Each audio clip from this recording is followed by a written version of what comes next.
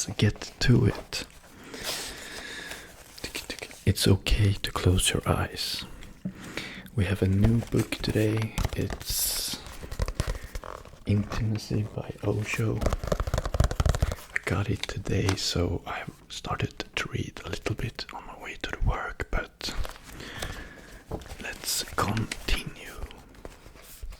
A successful man is always thrown to himself in the end, and then he suffers the tortures of hell because he wasted his whole life. He searched and searched, he staked everything that he had. Now he is successful, and his heart is empty, and his soul is meaningless. There is no fragrance, there is no benediction. So the first thing is to know exactly what you are seeking. I insist upon it, because the more you focus your eyes on the object of your search, the more the object starts disappearing. When your eyes are absolutely fixed, suddenly there is nothing to seek. Immediately your eyes start turning toward yourself. When there is no object for search, when all objects have disappeared, there is emptiness. In that emptiness is conversion turning in. You suddenly start looking at yourself. Now there is nothing to seek, and a new desire arises to know this seeker. If all seeking has stopped, and you have suddenly become aware that now there is one thing to know, who is this seeker in me? What is this energy that wants to seek? Who am I?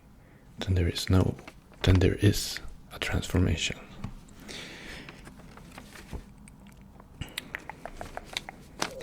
This is the way I define the worldly and the religious. If you are still seeking something, maybe in the paradise, maybe in the other life, on the other shore, in heaven, in paradise, it makes no difference. You are still a worldly man. If all seeking has stopped, you have suddenly become aware that there is only one thing to know. Who is this seeker in me? What is this energy that wants to seek? Who am I? Then there is a transformation. All values changes suddenly. You start moving.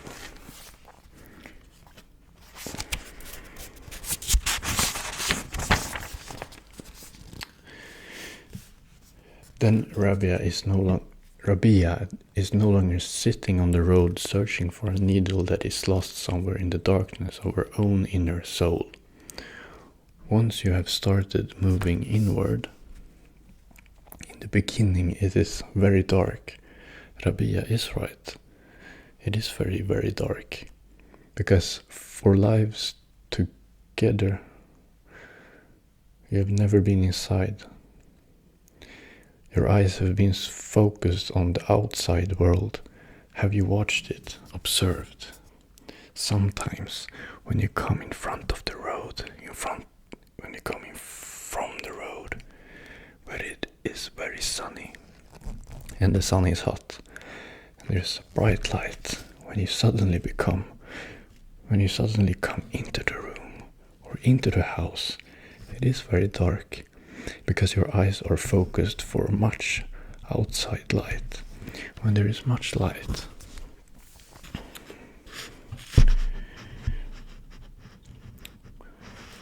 the pupils shrink.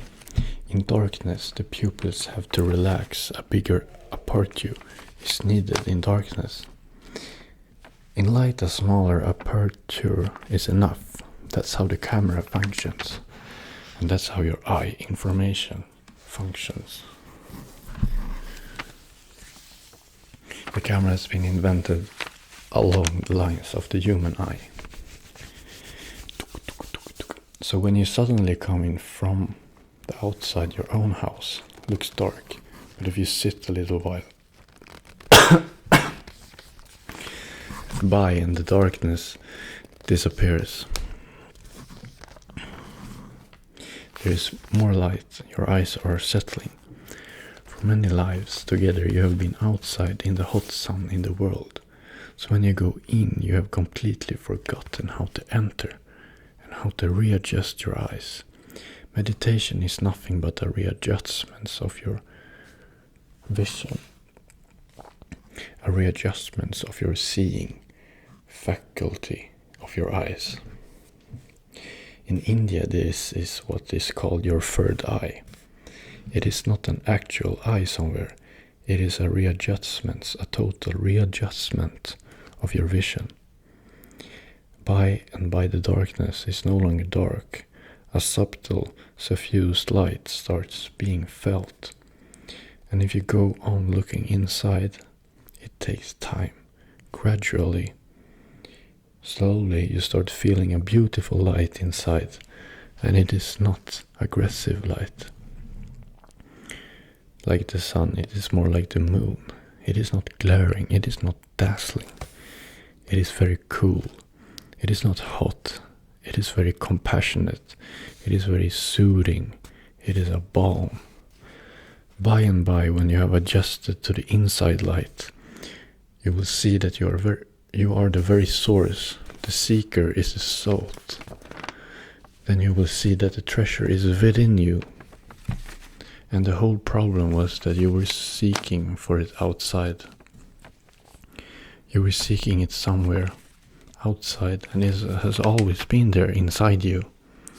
It has always been here within you. You were seeking in a wrong direction. That's all. Everything is available to you as much as it is available to anyone else. As much as it is available to a Buddha, to a Balshim, to a Moses, to a Muhammad, it is all available to you. And only you are.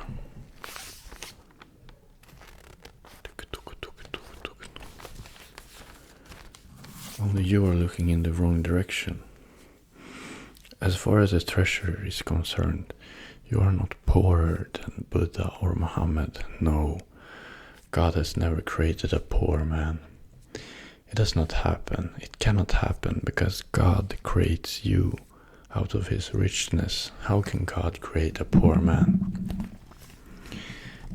You are rich, infinitely rich as nature itself. But you are looking in the wrong direction. The direction is wrong. That's why you go on missing. And it's not that you will not succeed in life. You can succeed, but still you will be a failure. Nothing is going to satisfy you because nothing can be attained in the outside world that can be comparable to the inner treasure, to the inner light, to the inner bliss. Self-knowledge is possible only in deep aloneness. Ordinarily, whatever we know about ourselves is the opinion of others.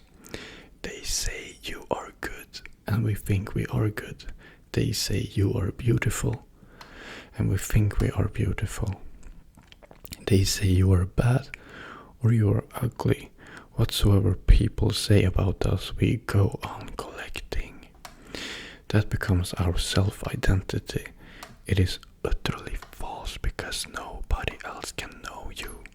Nobody can know who you are except you, yourself. They know only aspects, and those aspects are very superficial. They know only momentarily moods. They cannot penetrate your center. I will read this now, then we close for today. People live their whole lives believing in what others say, dependent on others. That's why people are very afraid of others' opinions. If they think you are bad, you become bad. If they condemn you, you start condemning yourself.